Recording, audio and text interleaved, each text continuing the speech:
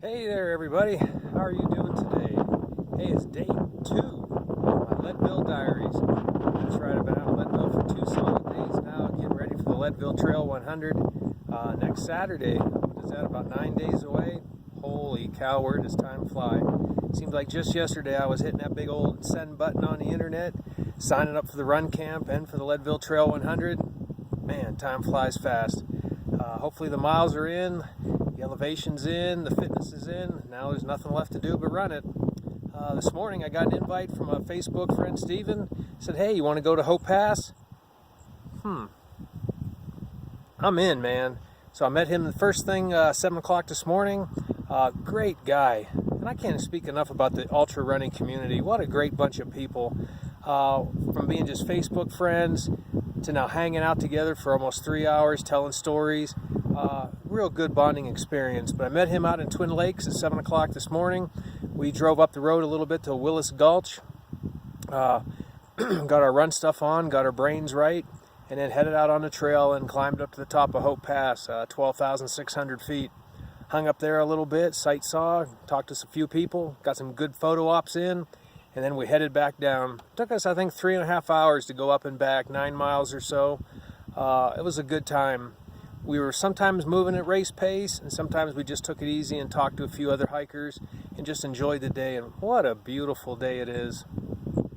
I'll tell you, this is going to be an awesome race. Again, I get asked an awful lot, why 100 miles? How in the world did you ever get into this 100-mile mindset? And you know, that's a good darn question. I don't know if the 100-mile race found me, if I found it, if we just found each other, or somehow we had this massive collision out in the middle of the road someplace. But the 100-mile distance has just gotten into my blood. To me, it's kind of a microcosm of life. You know, you go into a race, you're young, you're naive, you're full of energy, full of spunk, everything's possible, much like life. And then you get into life. You get into the middle distances. You get into the middle miles. Things go wrong. Things didn't go quite as planned. Your body starts to give out on you. And then you got to figure out ways to adapt and overcome. And you know what? You always do. You always make some good decisions. You always try to find a way to overcome. Just like in life, you got to go to plan B, plan C. And sometimes those plans are better than plan A. And then in a 100-mile race, things get better. And the next thing you know, you're looking at 70, 80 miles. And you see the light at the end of the tunnel.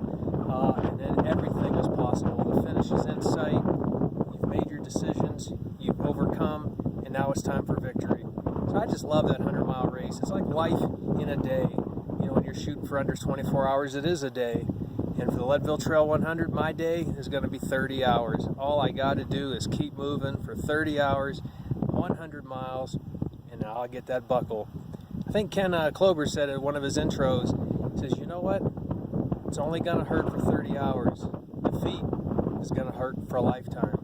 Just keep moving. Dig deep. Commit not to quit. Just the same thing in your life. When life gets tough, dig deep. Don't quit. It's going to get better. Another question people talk a lot about and ask me, hey, how do I handle nutrition and hydration? And to be honest with you, I eat and drink almost from the start. Little bites here, little bites there. Obviously off the aid station tables. For this race, I'll have crew as well, so I'll eat what they give me at my different crew intervals. And I just try to eat something small, easily digestible, and keep it going throughout the day. What you can't do is let yourself get dehydrated or low on energy and then try to stuff a bunch of calories in you. It just doesn't work. You can pump 20 gallons of gas in your car. I'm sorry, you can't pump 2,000 calories into your body at one setting and expect it to stay there. You're going to see it somewhere. You're going to hurl, you're going to vomit, you're going to upchuck, you're going to have the, Technicolor yawns. It's coming back. So my mode, my operational discipline there is to try to eat a little bit all day long. What do I like to eat? Man, I can eat just about anything. I'm blessed that way. My stomach's fairly solid, but the goos work, those Cliff Blocks work. At my aid station tables, little cups of applesauce, pudding, PB&Js, those Uncrustables, maybe a bagel with some peanut butter on it. At the aid station tables, I like to grab watermelon, baked potatoes with salt, slice of pizza if they got it. Yeah, pizza's good, man. Anything to keep moving. Pickle juice. Yeah, I've just recently found that when the legs are starting to give and starting to get a little painful, take a shot of pickle juice. It brings you right back to life. And hydration wise, I just stick with what works. Usually Gatorade I'll mix in there with some goose diluted in my bottles throughout the day. And then for recovery, man, it's Cocoa Elite for me. Used to love chocolate milk. Nah, no more. I don't like that, the sugary kid stuff.